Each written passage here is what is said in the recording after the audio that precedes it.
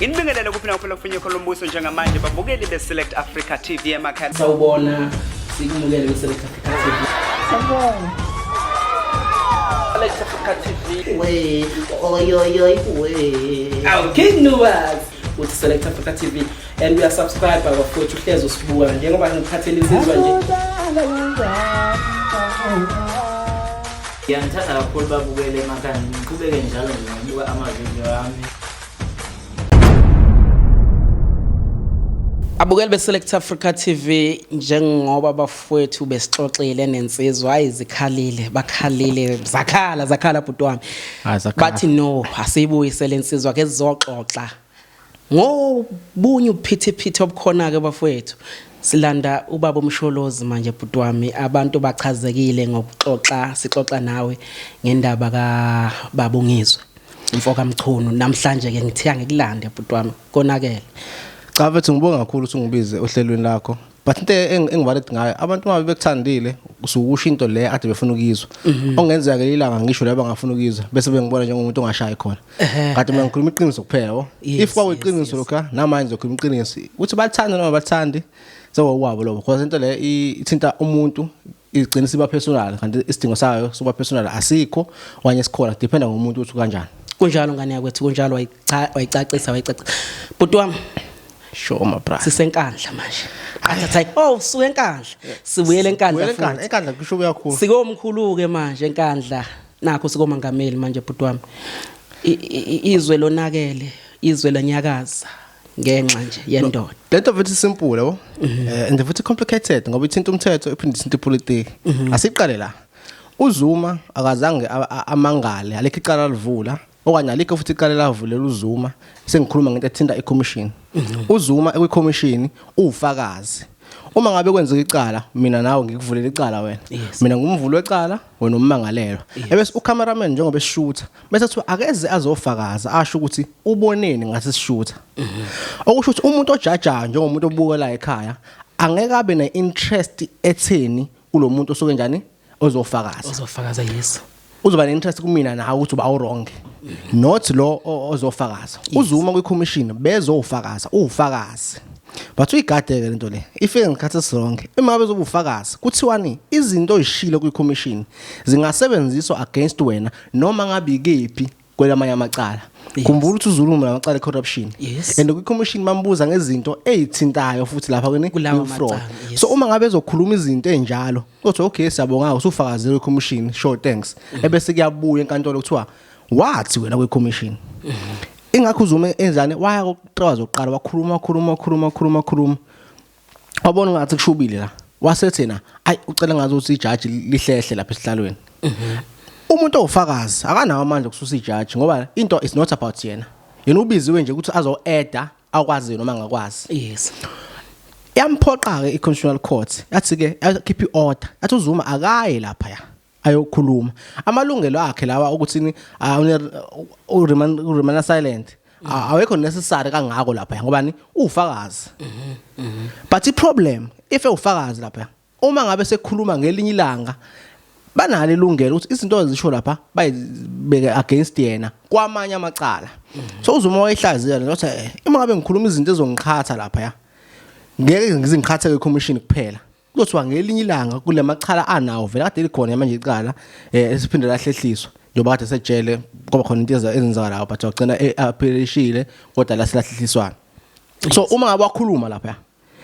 izinto esho sizomqhatha ephoqela ukuthi akhulume futhi ngabe sebezembamba ngazo ngoba zithinta le corruption le enzakala njengamanje so into enzakala uZuma ngama-advisors zakhe amngazi ama-advisors ngokwami ukuhlaziya ama-advisors wrong kwakumele kube khona into ayishoyo ngabe inkantolo enkulu iConstitutional Court ithi akaphawule kwi-affidavit abeke uthini ngalo daba lona aba ignore khona i-statement ayikhipha ekhomba ukuthi lento le enziwa iCommission akahlangene naye nje izama ukuthi icela isithunzi sakhe phansi yes that is why mengase sebebuya bethini bona bathi yena uZuma unqabile ukuya lapha ayikho into enwriting ngisho uZuma unqabile uthi uyanqaba kezi noma kanjani but ama statement awakhiphayo ekhuluma nabantu iwona bathatha wona bathi lo muntu lo kusho kahle kahle uyanqaba amesho kanje.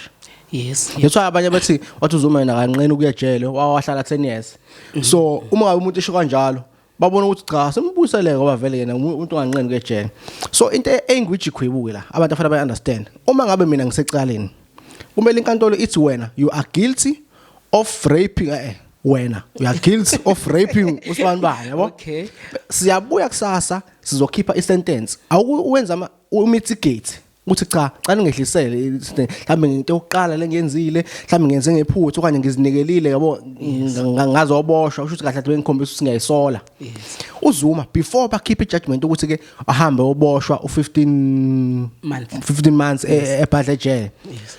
Bamnikeza ukuthi akabhali affidavit asho ukuthi kungani kufanele angaboshwa noma umeboshwa aboshwe kancane yabo. Yes. Unika kanjani umuntu isigwebo ungakasithatha isinqumo ukuthi uguilty noma akekho guilty ukuthi akakasho ukuthi ufuna ukuboshwa kancane kangakanani. Kusho ukuthi kahle if ethi ukuboshwa kancane ngo2 months futhi uyavuma ukuthi uguilty. Guilty yes. Kusho ukuthi kahle babe bamba nje ngendlela eright ukuthi ibenefits ebona. Even dona ke uyayi wrong 100% uyayi wrong. Uassume kwabo akakhambisana ne court procedure. Kafanele balandele procedure nje kahle. Uthi ndoda you are guilty of doing this bese ke bamnikeza ithuba ke ukuthi ayiphendulele ukuthi yini ufuna ukuboshwa kangakanani. Okanye bathini sizokubopha iminyaka emingaka noma insuku engaka if ungezi ukuzokhuluma lapha ya then ke suspended sentence yakho izobe siba isentence eqinile ukuze bamphoqe ukuthi sikubopha 10 years. Kodwa uma ungabe uzoya ukukhuluma sizo suspenda isentence yakho. Yena straight avela bambopha. And bambopha irule of law ekhona. Ikhuluma ngabantu abakhuluma ama fines. This why abantu abaningi bethi border bani bona baboshwa kancane wayiZuma yena seboshwa kangaka. Yes. Bachazile enkantolo ukuthi ke uZuma umuntu influential yabo. So into enzo yena abantu abaningi bazoyenza yabo. Bayenza yes. And ne statement ayikhiphile ezicasule kampela ukuthi hayibo lo muntu lo kahle udelela inkantolo. Base bawukhipha ke lo 15 months wakhe ebhadle jail. Okubenzima ukuthi agcineyile but wagcina eyile. Yenziwe application because e-constitutional court once decisions ziyaphuma khona inkantolo enkulu na onke omunye umuntu uzothi kungani bavele baya straight e-constitutional court okusho ukuthi kahle kahle lo muntu bevele befuna ukumcindezela ukuthi bamnikeze nje inkantolo yokugcina ezokhipha isinqumo engeke kube khona umuntu ozoyi-appeal noma ozoyi-review because ayikho i-appeal e-constitutional court ayikho i-review. Yes. But ke bayenzile application ama-judge abaningi okanye abahlaziyi abaningi abahlulekile ukuyicabanga ukuthi i-application because u-rule 42 ingaba khona. Eba khona into ezintathu. 1 kumele kube ukuthi inkantolo ithatha isinqumo yenza iphutha. 2 kumele kube ukuthi inkantolo njengamanje ithatha isinqumo kungekho obunye ufakazi obusebukhona manje obungasijika lesa sinqumo lesa. Kumele kube ukuthi inkantolo ithatha isinqumo engekho umuntu ozokurepresenta. So the fact ukuthi uZuma kayanga lapha akusho ukuthi akarepresentwanga because wanikeza ioption ukuthi ndoda woza wangaya yabo. So leyo iba out. Ngiyazi bakhuluma ngo section 35 weconstitution ukuthi ke i-fair trial. Ebese ke kuba khona ukuthi ukuthatha isinqumo ngendlela errong. Bakhulumile ke abameli bakhe nje bokule application ekhona ukuthi kwenzeka kanjani ukuthi umuntu before umgwebe uqala ukuthi akamitigate. Vele kahle futhi kahle wena uthi either way uvele uzogwetshwa. If ethena hayi ngicela ngibophe kancane futhi vele kahle uyavuma ukuthi wrong yabo. Yes. So ilento le njengamanje kahle kahle fanele i-decision yakaphume and i-decision ngokuhlaziya kwami I think it ezophuma ngo September kuyela ko November. Isizathu lento le ayikazenze ngaphambilini. So ama-judge aqala kanqanqa ama-judge kuzoba nzima ukuthi bakhiphe decision ngoba i-decision izo affect into eziningi izoshintsha i-rule of law eNingizimu Afrika kufanele wonke umuntu arely kuyona. So if bezothatha light but into ebhlungu kwenzeka lokho ubani uZuma usejele yes. Even ngesikhathi ezama ukuthi alungise indaba ye-appeal waze waphoqeleka ukuthi ludlule usulu ukuthi aboshwe even though yena wethu ufuna umusteya ini i-arrest yakhe until lento le iziphele because now I'm sure abameli bakhe bebazi ukuthi izothatha isikhathi eside. So if bengayekho ejele ngaphakathi bezothatha isikhathi eside ukuthi kuzophuma i-decision engenza ukuthi agcine eboshwe ekhaya noma ikhanselwa at all. So ukuthi azaboshwe lishawe umnqamulo wajuku ukuthi azayahamba yoboshwa ingakaphumi i-decision ngokusteya icala lakhe. Khumbula ukuthi yenziwa ngabe ukuthi ngoLosibili yazaphuma Friday yes. Futhi ngoLosithathu wena akafanele ahambe. Uyabona ukuthi lapho kuyadida abantu abaningi ukuthi into eyenziwe agent into ebalekile ukuthi ayiphuma decision ngokuphuthuma but iyalindwa kuze kudlule isikhathi lesa ezama ukuthi asivimbe usingenzeki. Yes.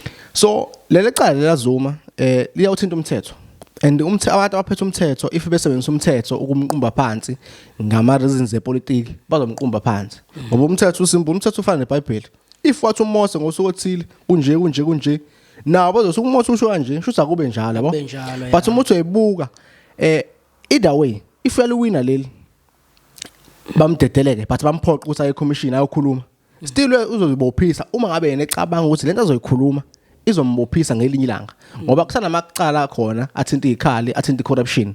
Yes. Abazophinda basebenzise leyo evidence ayenzile la enkantolo ku commission ukuthi bamqumbe phansi so i-trick yona but uma uzolandela umthetho nje uzovela ube umuntu olandela umthetho uzothatha decision ethini uzomamela boshwe but uma uzolandela umthetho uzobuka umthetho uphinde ubuke futhi umthetho uyakaza ukushintshwa uma ngabe wenziwa ngendlela wrong because i-procedure la inaho ukuthi imanipulatiwe yabo. Yes. Iyenziwe ngendlela ezofavor laba abafuna ukufeza inhloso zawo. So that is why ke manje sekuthinta ama rule of law sekuthinta kumthetho ngoba egcina usuku umthetho uthini umuntu ongayilaleli inkantolo kumele aboshwe. Kunjalo. Ngabe u2 years depend ukuthi ama circumstances athini yabo nanokuthi uba loyo. So according to ukuphula umthetho uzuma uphula umthetho nje clean ungayilaleli inkantolo moya ku constitution ku section 65 ukubeya kuqala ukuthi i-constitutional court i-high court bani i-supreme court of appeal namanye inkantolo ezinkulu uma ngabe zikhipha decision noma zikhipha order kumele uyilandele. Yes. Uma uyilandele i-order kusho ukuthi ke sekuphelile ngawe if i wrong lo order bayikhiphile hamba comply and complain. Yes. Yenza into abayishoyo bese uyacomplaina ucomplaina ngani ngokuyi-appeala ngokuyi-review but the problem constitutional court awukwazi uku-appeala awukwazi uku-review so namanje lendlela kwenzeke ngayo iyaqala kwenzeka i-history South Africa ukuthi kube khona umuntu ozokwazi ukuthi enze i-application ayenziwe because this is an application akayi-appealanga akayi-reviewanga so dinga lokuchwephesha akena wonke umuntu uzoba nomameli abasezingeni lephezulu njengayo Zuma. Yes. Okwengenza ngibona ukuthi cha adviseni uZuma maningi amaphutha abekhona izinto eziningi ithathwe personally ummeli befana ama-advise ndoda kumele ukwenze lokho ngoba uma ungakwenzi kuzoba nje. Yes. But ke siyababona ku-affidavit affidavit yakhe bebhala bethi cha bona bacabange kanje ba-assume ukuthi i-constitutional court angeke izithathe serious lento le ngoba uZuma beyenzile i-application enkantolo engaphansi eshoyo ukuthi cha angikwazi ukuya lapha yana ngoba ngine right to remain silent yabo. Yes. So bebelinda ukuthi kuphuma decision yalapho before mhlambe ingayiconsideration ke lamanye ama court so i-decision la akaphumi sekuye inkantolo enkulu ke yasithatha decision wafana uZuma compliant njengoba njengamanje uZuma ebhadlile ejele asazi ukuthi uyophuma nini asazi ukuthi uzophuma yini but ke kuningi futhi ukuhlaziya kwakhe.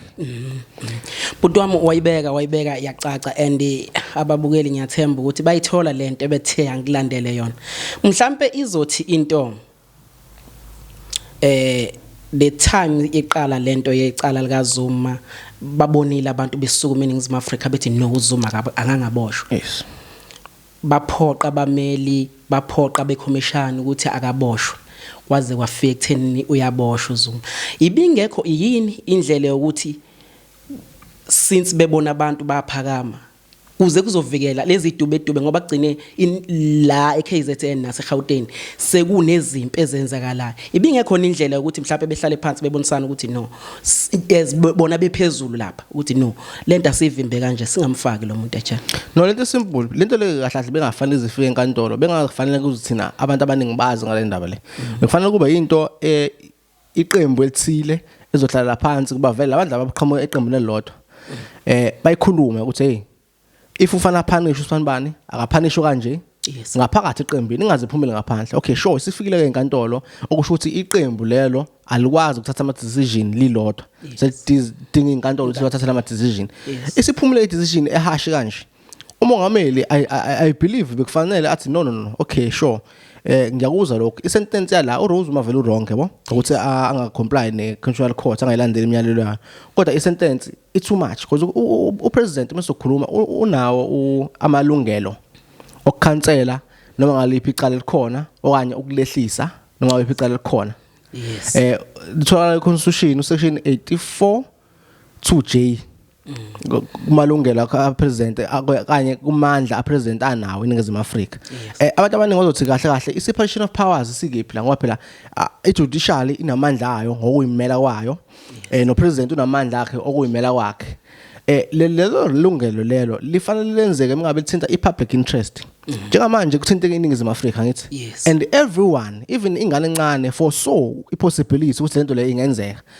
Waze wayipronounce lo baba lo udala impovu wathi izophinde yenze into yaseMarikana la. So uZuma ngokuthi angayi enkantolo angayi ejele koyibopha lo design ekezwe wona. Uma ngabe ngeyanga after 5 days kumele ubhecela umthatha. uZuma akazange ngaye lo days lo. But uthe eseyasidlulile isikhathi sanikezwe sona. Akekho umuntu oquestionile ukuthi indoda lo days onikezwe wona ukuthi uziyele wena uphelile. But usuya manje ngesikhathi lapho khona abamomthetho kufanele bakulande. Njengamanje ukuthi kahle umnyalelo wenkantolo abasawulandelanga ngendlela ekufanele ube ngakhona. Because njengamanje kangasafanele bamnikeze opportunity ukuthi ayiyele yena. Afanele bambambe bomfaka khona. Because wasekuphela isikhathi sakhe, wasengenza isikhathi sakhe. But bangakwenza lokho. Ijele akafanele kulona okuwesivili. But kube khona ukukhulumisana kube khona wangayi wesivili. Omunye umuntu angathi shuthi abalalelanga umyalelo we-constitutional court but ke khona ama reasons aphathekayo abawabekile ukuthi cha no akaye lapha lejele la ikona escort Yes. so lento le ibingavimbeka ngendlela ukuthi upresident bengangenelela kuyona ukuze avoid ukuthi abantu abaningi bagcine sekwenzeka izinto ezenza ngale eNingizimu Afrika izinto abantu ababezisho into ingakenzeki zaphinde futhi zenzeka upresident eyazi ukuthi sizokwenza into enje abantu bekhuluma into eclear nje. So uZuma kwaba wasebenzisa strategy ukuthi ayenzeke lento le engekho eNingizimu Afrika ekesejele. Esejele yes. Ngoba if yenzeke khona akuzobuyena ukuthiwani ulwa nengalo yombuso. Ulwa kana no government okhona. Lethu i-treason. Lento le engana bail. Lento ethithwa ngecala elikhulu nawo wonke akhona eNingizimu Afrika. I-treason. Waze wayisho ubaba we-EFF wathi lento enze uZuma nje i-treason.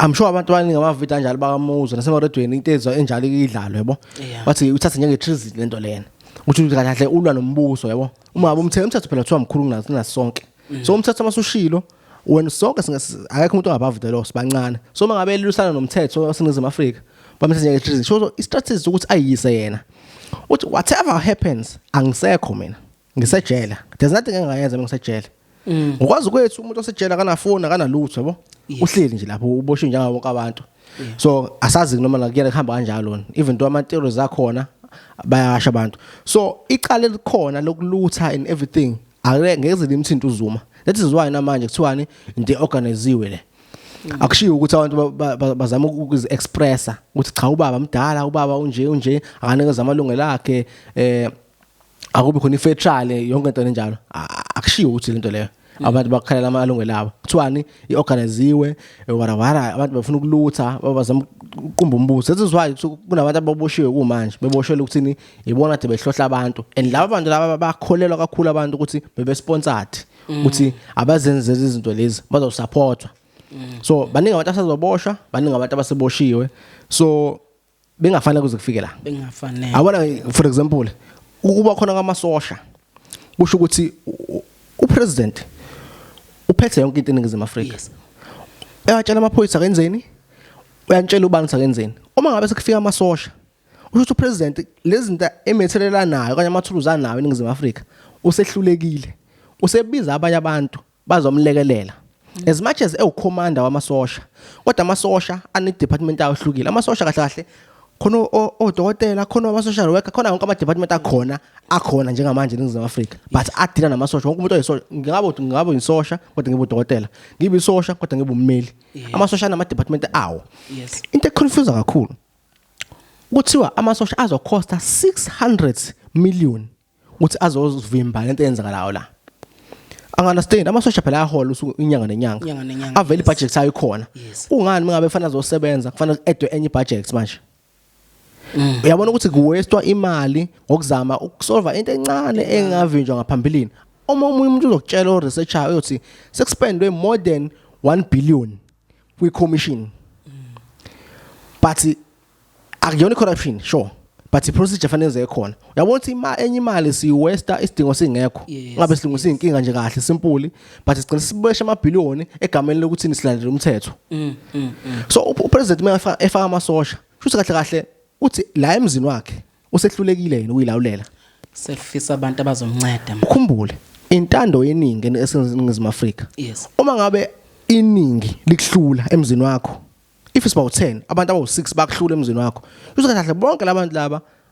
abayizi into eshoyo awuboni kuyi public interest ukuthi ubalalele lento abayishoyo bese ngamandla onawo uzama ukulungisa isimo so njengamanje abantu bathi upresident akakhulumi ngani ngoZuma angeke azakhulume ngaye kune decision okanye kunecala eliphendayo econstitutional court uma ngabe ekhuluma ngalo uzosho into ezogcina iphazamisa into eziningi kulelo cala lelo so yena uzothula until iziphuma decision mase phuma decision uzoqala akhulume yes it's either uzongenelela noma uzokhuluma nje sikwazisa abantu into exakala South Africa I think uZuma abantu bamthanda too much nami ngomunye wabo ngama reasons zami njengomuntu omdala njengomuntu owumzulu nje straightforward wethu into ethanda noma ayithanda straightforward and uZuma is very funny yabo yes so uZuma abantu bamthanda too much even namanje babe address bathi upresident Zuma abasho to former president yes. But if we address uRamaphosa what uRamaphosa so lento uZuma kahle ule leader le ethiwa icharismatic ethandwa abantu uRamaphosa abantu abakhombisa ukukhulu ukumthanda but ke ukumthanda nongamthanda wakhe akusho lutho ngoba uin power so umthetho la uzongena and abantu bezoqhambukela bazoboshwa if kungaboshwa former president wena ubani ke ungazi obu former president ungazi ube cancel ungazi ube ngisho induna so bane abantu asezoboshwa but into lebe bengazi uyiavoida yes but sikanjena kanje but namanje umuntu ongayilungisa upresident uRamaphosa ukuthi angenelele but go depend ukuthi naye uyafisa nokumsiza uZuma asiyazi ke relationship yabo wabili uthi kanjani yes hayi mfowethu wayibeka caca kuyashisa studio babukeli but wami mhlawumbe kuzothi siyambona umsholozi edlulelwa umfowabo yeah okay emayidlulelwa umfowabo umsholozi bamnikeza ichance yokuthi akahambe eyomfihla umfowabo mhlawumbe uzothi omunye umuntu ngiboshiwe mina umfowethu wadlula ngangadedelwa mina yini indaba kodwa sibe sisejeleli 1 noma siboshiwe sonke mina ngingadedelwa ngihambe ngiyo ema ukuthi ngiyacela ngidedelwa ngihambe ngiyofihla umfowethu lento le isimple kakhulu mfethu uma ngabe ejele uboshiwe unalelungelo lokubona umuntu owakini osondelana kakhulu ongabe umfowenu usisi wakho uma wakho ogogo bakho depending ekutheni no ejele uyiphatha kanjani okay uma ngabe uhlupha ejele lelo lungelo lelo liyaphuca kahle ilungelo elingekho absolute leli lungelo ongaphuca uma ngabe wena ungayena umuntu oyiphatha kahle so uZuma ayikho into esakayenza njengamanje so umuntu ongamthatha njengomuntu oyiphatha kahle yabo yes so ilungelo njalo kuyena lizobenzeka and umuntu uyacheck uZuma uye kubo egqokoza Nkosi if uzobona evideo efika ingane zimjabulela zimhaka zithi uZuma lo zicula usoyefaka Nkosi la khumbula uZuma kayena umuntu oyidanger emphakathini but iprocedure ithini uma ngabe uphumile ejele ufaka ozankosi uzukhishwa ozankosi uma ngabe udla but yena simbonile ke ekhishiwe ozankosi ke sekhuluma nabantu ngaphambili ngabe ngepulpit noma ngephi depend ukuthi babiza kanjani abantu so uZuma ukhishwe ngalo nto le ukuthi hayi umuntu ohlupha ejele but ke escort ngokwazi kwami kancane usingaba umuntu ohluphayo ngoba abantu abalaphana abantu vele sebekhulile okay mhlamba I think enye reason uZuma wathanda ukuthi ayoboshelwe kulona because ijela abantu abakhulile akayikho umuntu ozomfikisa amshayisa inombolo even though ngidoubt ukuthi nalapha wesivile ukhona umuntu ozomshayisa yeah so nje ama reasons ikanawe amfavorisha kakhulu ukuthi hayi umuntu ohluphayo yabo lethu ayengakwazi waphuma but uphumile ngosuku namhlanje wabuya namhlanje intambama azange azalale ngiyayizwa mfethu ayibeka caca but wami siqonde nje straight kumongameli ubaba uRamaphosa yenzeka into eluthini nalo ukhetho lisondele siyabona yini inhlangano ebusayo iphinde iphatha okay first thing first nje uZuma kunenhlangano ebuyisayo njengamanje unamandla amakhulu ake ngikwenze le example uZuma ngase kwibirthday yakhe iKZN yabhala nje officially kwipage lawo yathi happy birthday President Zuma. President Zuma. Yeah, national yabhala same day yathi happy birthday former president. Okay. So yabona ukuthi kulokho abanye kuyiqembu abaka accept ukuthi uZuma kayino president. Okay. Even the address even no Ramaphosa lo baba lo uMalema. Usezothi President Zuma. Yes. But uyazi ukuthi uyiformer. Shuthi ngasho majority iyamthanda kakhulu uZuma. Yes. So uma abantu befila ngathi uZuma akafanele aboshwe, iANC izohlukana phakathi. Ongenzeka ngohlukana ngo-half nohlukana ngo-60%. So izo affecteka. Ngoba abantu abawusoma thuba abanye ama political parties okufanele vele bakwenze lokho. Bazosebenzisa le opportunity le. Njobe seqalile uMalema ethini amasosha enziwane. Mina lento le abafunda ipolitiki bayothi ikhu. Yabo uma kuyikhu, akasithi mina ngiphethele kulomuzi lo. Yes. Sengihlulekile ukuphatha. Kufanele ngibize laba bezovila umbuso. Okay. That is why abantu abenze icala njengamanje so baqumba umbuso phansi. That's why ufika ezivikela umbuso. Okay. Kuleso sikhathi leso upresident kufanele aphume eoffice ahlale lapha. Bamphathele izwe. South Africa akafiki njengamanje kanto leyo but sikusela kancane kufika lapho. If uthi abantu bebengayeki. Yes. Aphume yena kwipower aphathelwe izwe. So kucishe bafika lapho but akufikanga lapho. So ANC ihlukene ngaphakathi njengamanje and abantu abafuna uZuma basamfuna uZuma abanye ozwathi ima ngabe kuthiwa iMK banibani le yakho lamasosha lawa ombuso lawa apartheid labo lawa MK something. Okay. Lamasosha lawa le lo baba lo onyozwa waboshwe ekhuluma le pulpit umlungu lo ephethe nakona uthiwa awasekho emthethweni. Omunye umhlaziyi uthi kanjani uma ngabe iANC inamasosha la futhi kahle iANC mekhishwa lamasosha lawa lamasosha lawa ahamba kakhulu nomsholosi futhi kahle nebadge leANC kumele lishintshwe manje akhishwe phela lamasosha lawa. Okay. Awukwazi ukuthi ungafaka isiphuzo sithanda kakhulu eHeineken ebese uthi wena awusifuni istar futhi ufuna iqale phansi lokho ayikhishwe kube enye into so amasosha lawa athi ayikho emthethweni fana akhishwe phela kwibadge leANC. Yes. Angasaba khona kube yangazi yini. So lento le izo affect into eziningi. If mina bengu president njengamanje whether uZuma ngemthanda noma ngimthandi whether wonile noma konile because into le ithinta public interest and njengamanje abanye bathini alihlehla ukhetho olukhona this year. And uZuma mengasaboshwa manje lo 15 months lo eboshiwe and ikhumbula ukuthi kuyavotwa nje maduze. Yes. Uvota ukhetho olukhulu. Can you imagine into ezokwenzeka lapho uZuma esejele? Kuvele ifamily ANC isihlukana phakathi. Kuzokhangaswa kanjani lapho? So ANC amavoti ngokubuka kwami izowaluza yabo. Whether ngiyathanda noma ngithandi izowaluza amavoti. If ingawaluzanga mhlawumbe uthi igcina iphathileke izoluza ama municipality amakhulu. Kakhulukazi KZN kahle abanye akumina. But mengithola inkulumo zabo bathi KZN iyodwa sengayimela ibizwe layo. Yes ngiyayizwa futhi lo ndaba but ke hey hayi lento le complicated kakhulu ukuthi uzube state kufanele kube njani it's a topic for another day.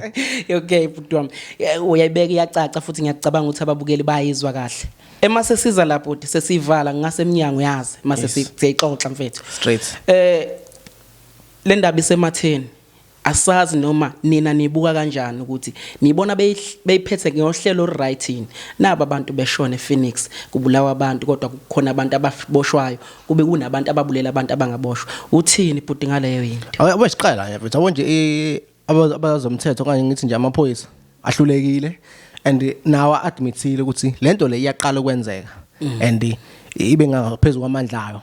About the fact ukuthi usho njalo uMinister of Police okanye uphethe amaphoyisa uzama ukutshela abantu ukuthi abafuna ukuthi bashaye South Africa phansi if bengenza into better than le looting ngade ikhona futhi nina vele lingahluleka mina ngisahluleka into encane kanje akwazi ukuthi ungaphatha amaphoyisa ukuthi lento le ihlulile thina bese ngana amaphoyisa amaningi ukuthi wenze lento le akwazi ukuthi ngashisa ama building amakhulu abalekile usuwabonile amancane eshiswa but amaphoyisa wathi awafaki lezo indawo lezo kodwa amaphoyisa phela befanele avala ama mall avale kephi nakephi avale izitolo manje 30 mall amaphoyisa abe around khona yabo yes kuba ukuthi bafika labantu laba vele sebe ready akwazi ukuthi into enjalo unga decide ukuthi uzenze so amaphoyisa ahlulekile dismal it's either fanele baqale phansi baye drawing board bohlela kabusha okanye kufanele kube khona ophumayo ehlalweni kungena umuntu mhlawumbe ongenza kangcono yes iminingi imbona abantu ngokuhlukahlukana kwabo but I think kuko konke upresident onamandla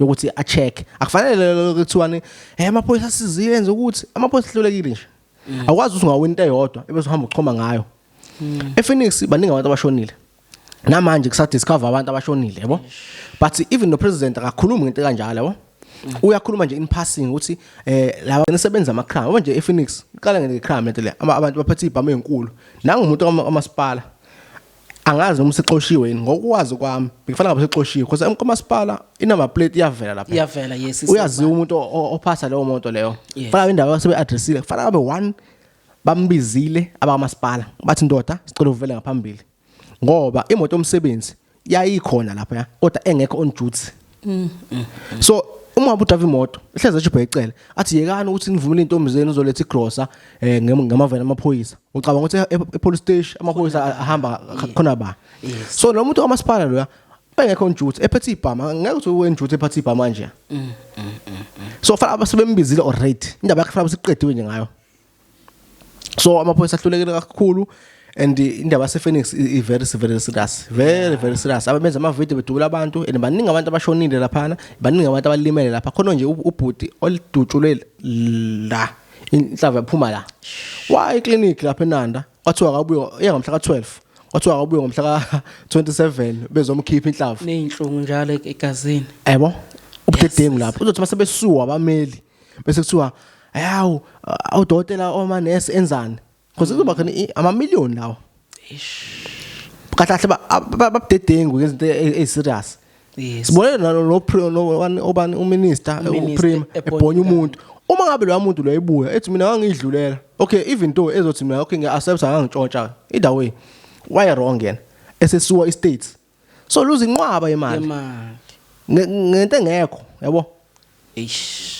nangu bhecele uyijudge manje utshela ugogo ukuthi abasukume bahambe utshela ubani uthi hamba wena umdala njalo lokho nangu uZuma uphakathi exactly mdala noZuma yini ema ngoba wenza icala lo is it gender based or is it Zuma based ngoba phela manje angisa understand ugogo naye still umdala uyi crime scene fana na ajeze ngendlela yonke umuntu yes akazange ngisho ngisho kubail uyamjudge manje uthi wena phuma Kani yakwethu ngasemnyango asibonga ukuthi usivashele